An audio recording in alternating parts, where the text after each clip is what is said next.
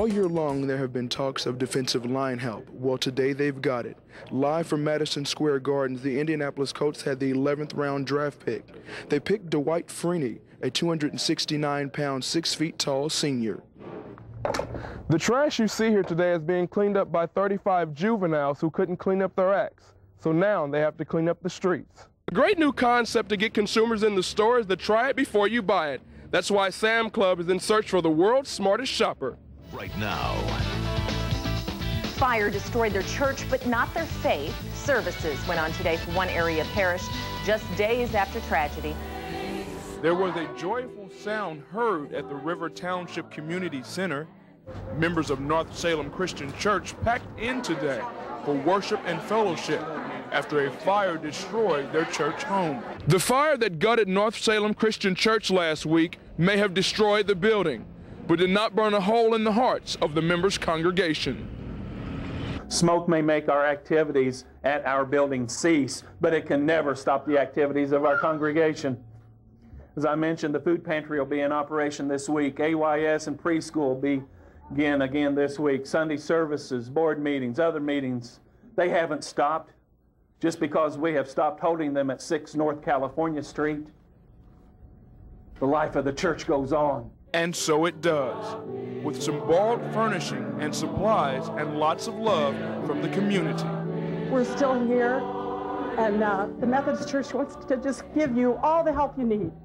Not just the Methodist Church, but the other churches that are represented here, the other people that are represented here. We're here for you. All you have to do is ask.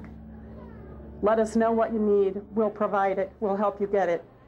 We love you all. Pete Carlotto, a volunteer fireman, was called to duty to fight the blaze at his own church. Carlotto wanted to save more than just the building.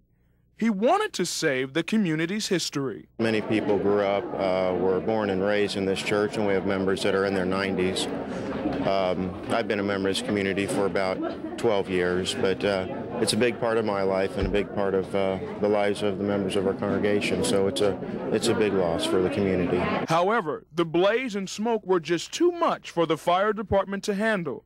Sad news is, not only did they lose the church building, but they lost most of the memorabilia. We also had some heritage quilts that were hand-stitched with family members' names within the church from about 165 years. So some of those things just can't be replaced. Investigators are leaning towards an electrical problem as cause of the fire.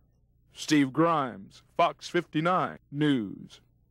I'm Steve Grimes, and we're live at the Indianapolis International Airport, where a major catastrophe just had taken place. Right here on the United Airlines just hit the ground, and we don't know how many people are inside right now. Fire crews, ambulance, police, and everybody is standing by to help and rescue anybody who needs help.